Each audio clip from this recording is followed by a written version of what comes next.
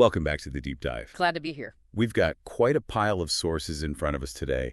Articles, different reports, some summaries, all coming in around late May, early June 2025. That's right. And they all seem to converge on this latest critical phase in the Gaza ceasefire talks. Specifically that U.S.-backed proposal and then the response that came back from Hamas. Exactly. So our mission today, for you listening, is to really plunge into this material. We want to unpack what was actually proposed, what Hamas came back with. Why that response got such a, well, sharp rejection. Yeah, and what the real sticking points are. What do these sources tell us about how incredibly difficult this path is just to get a temporary pause, let alone get aid flowing? It's complex stuff, and what really stands out in these sources are the, specific details, the wording of the deal points, the language, and the reactions. And that humanitarian crisis always looming in the background. Always. It's the inescapable context for everything we're reading here, drawn directly from the material you gave us. Okay, let's dig in then. So timeline-wise, we're talking early June 2025. Yep. And the big news detailed across these sources, Hamas delivers its formal response to this U.S.-backed plan. A plan apparently pushed by U.S. Special Envoy Steve Witkoff. And what's immediately striking, really, is the contrast, how Hamas described their response versus how it landed. Right. Hamas, according to the sources, publicly said they responded positively. They sent it off to the mediators, Qatar, and Egypt. That was the public statement, positively. But, like you said, the sources immediately show that was, well, overshadowed isn't strong enough. It was just slammed by the reactions from the U.S. and Israel. Absolutely slammed. I mean, look at Special Envoy Witkoff's reported reaction. He didn't pull any punches. The sources, quote, him calling Hamas's response totally unacceptable. Totally unacceptable. Why? Yeah, and saying it only takes us backward. He was apparently very direct, urging Hamas to just accept the original framework proposal as the starting point for talks, like right now. The media talks. Exactly. The quote attributed to him is pretty stark. That is the only way we can close a 60-day ceasefire deal in the coming days. And Israel's reaction. The sources suggest it was just as decisive. Right? Mirrored it completely. The reports indicate Israel had actually already signed off on the outline of that original U.S. proposal. So they were on board with the framework. Seemingly, yes. And then you have the Israeli Defense Minister, Israel Katz, reportedly issuing this really blunt ultimatum. Basically, Hamas chooses the Witkoff deal or faces annihilation. Strong words. Very. And Prime Minister Netanyahu's office apparently backed this up, stating Hamas stuck to its refusal even after Israel had agreed to the framework. Okay, so you have Hamas saying positive, but the U.S. and Israel instantly and forcefully rejecting it. That's a key starting point from these documents. Definitely a major disconnect right out of the gate. So let's back up. If that was the reaction to the Hamas response, what was actually in that original U.S. proposal, the one Israel reportedly accepted? What did that framework look like based on these sources? Okay, so the core pieces described in the material. First, a 60-day pause in the fighting. 60 days. Yeah. A temporary stop. Right. And obviously the huge piece tied to that was the hostage and prisoner exchange. Of course. What were the numbers reported there? The proposal reportedly involved releasing a significant number of Israeli hostages. The figures cited are around 28 alive and 18 bodies. Right. And the expectation, according to the sources, was that many of these, especially the living hostages, would be released very early on, like in the first week. And in return? A much larger number of Palestinian prisoners. The sources mention a figure around 1,236 prisoners, plus the remains of 180 deceased Palestinians. Okay, so a significant exchange ratio there. And aid. Yes, crucially, the plan included provisions for getting humanitarian aid into Gaza. The idea was it would be channeled mainly through the UN and other established agencies. And the U.S., thinking behind this 60-day pause, as reported, it wasn't meant to be the final step. No, not according to the sources. The U.S. perspective reported was that this temporary halt was a critical step. It was meant to lead into good faith negotiations aimed at a more permanent ceasefire down the line. Got it. Okay, so that's the framework on the table. 60-day pause, specific exchange numbers, aid delivery, hope for more talks. Hamas gets this, they look it over, they send back this response they call positive. But which contains these amendments and sort of doubles down on their core demands. Exactly. So what were they actually pushing for, according to these sources? What were the changes that led the U.S. and Israel to call it totally unacceptable? Well, the sources are pretty consistent on Hamas's fundamental conditions, the things they see as non-negotiable. Which are? Number one, a permanent ceasefire. Not just a pause, a permanent end. Okay. and not temporary. Right. Number 2, a complete withdrawal of Israeli forces from Gaza. All of them. Complete withdrawal. And number 3, guaranteed, continuous, unrestricted humanitarian aid. And they specifically frame this, the sources say, as a basic human right, not something to be bartered or used as leverage. Okay, those are the big 3 demands they've held for a while. But I noticed in the sources there was a specific change they proposed about how the living hostages would be released. Yes, that's one of the key amendments that gets highlighted. It's quite revealing, actually. Instead of releasing all, say, 10 or so living hostages cited for this specific phase, maybe all in the first week. Which was maybe the initial idea? Perhaps implied. Hamas proposed staggering their release across the whole 60-day truce. How so? An example given in the sources was something like 4 hostages on day 1, maybe 2 more on day 30, and the final 4 on day 60, and releasing the bodies in stages 2. And the reason why they wanted this, according to the sources? This really gets to the trust issue. Hamas reportedly believes this staggered release is necessary to ensure Israel stays committed to the deal for the full 2 months. So it's leverage to keep the truce going. Essentially, yes. And crucially, they believe it prevents Israel from just getting all the living hostages back quickly and then immediately restarting the war. Which, as you said, points straight to the lack of trust we keep seeing mentioned in these reports. Did they also want more specifics on the withdrawal? They absolutely did. They sought firm assurances, more clarity. The sources mentioned they specifically asked for withdrawal back to positions held before March 2nd, 2025. The specific date. Yes, and one source noted that the U.S. draft proposal was apparently a bit vague on exactly where Israeli forces would pull back to during the truce period. So Hamas wanted that nailed down. And maybe the biggest sticking point of all, from what the sources suggest, was this demand for guarantees.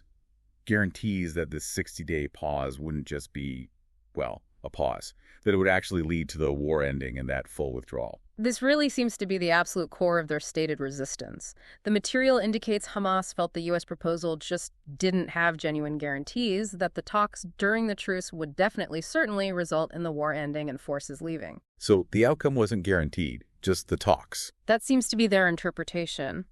They reportedly saw the U.S. plan as making the end of the war and the withdrawal dependent on how negotiations progressed, not on them being a certain outcome of the deal itself. Right. There's a quote in the sources from Hamas' official Bassem name that hits this directly. He said the proposal offered no guarantees to end the war. That fear that the war just restarts after the hostages are out seems absolutely central to their position, judging by these sources. It appears so. The material also touched on a couple other reported Hamas proposals, didn't it? Something about post-war governance. Yeah, briefly. Mention of suggesting an independent committee of technocrats to handle things after the war. Some readings in the sources saw that as maybe a signal they were willing to step back from governing. Interesting. And there was even mention of a longer-term idea, like a 5 to 7 year halt in hostilities, provided it was guaranteed by mediators. But those seemed, less central than the immediate demands about ending the current war and the withdrawal. And it all loops back to this pervasive theme the sources highlight, this deep, deep lack of trust.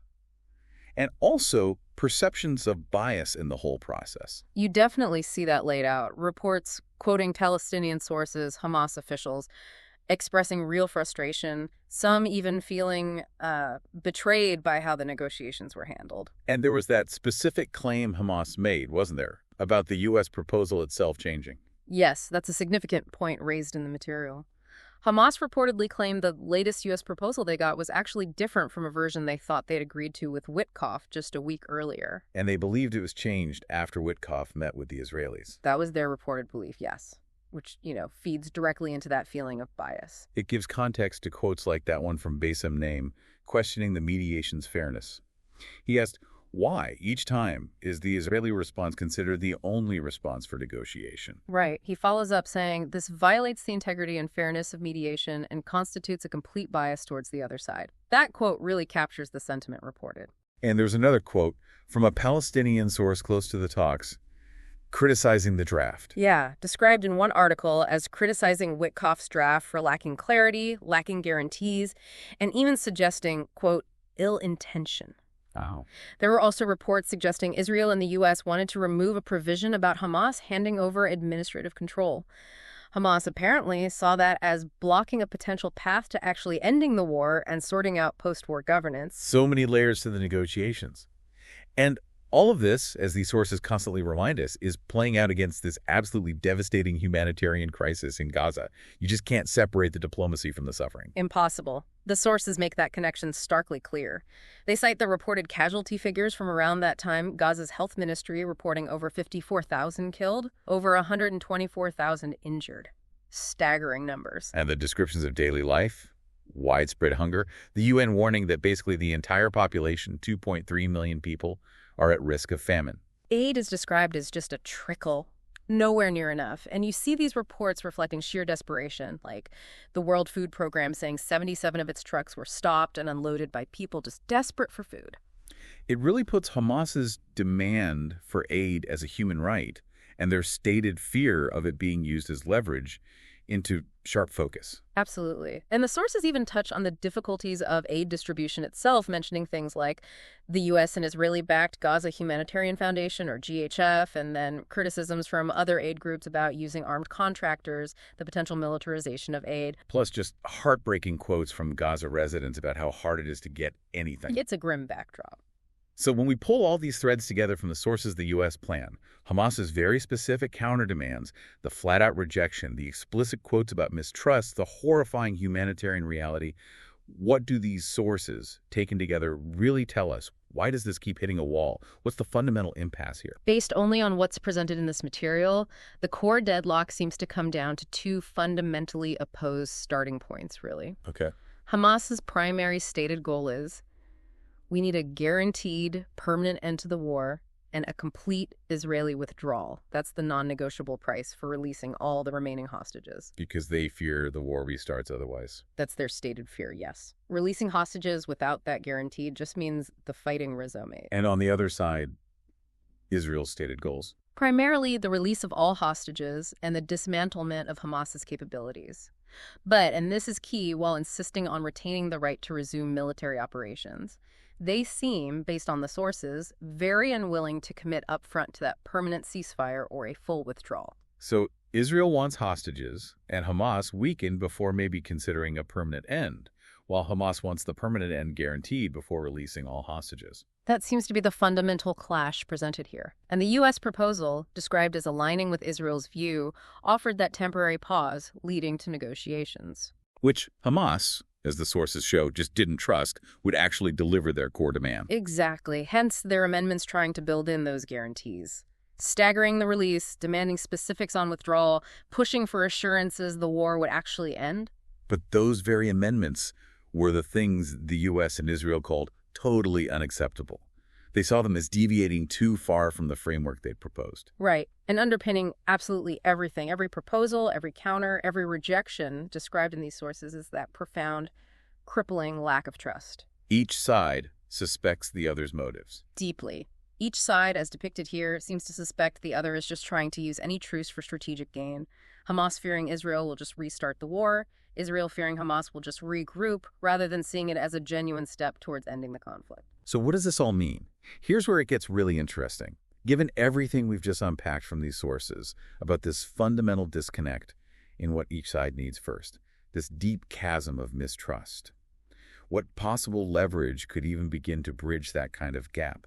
And maybe more immediately, how might the sheer awful pressure of the humanitarian crisis we discussed, how could that realistically influence any kind of movement, even just towards a temporary deal, if at all? Something for you to think about as you process all this information. We've tried to take you through this complex source material, clarifying the positions and the immense challenges as they're laid out in these documents. Thanks for joining us for the deep dive into the sources. We'll be back with more insights from the material you provide.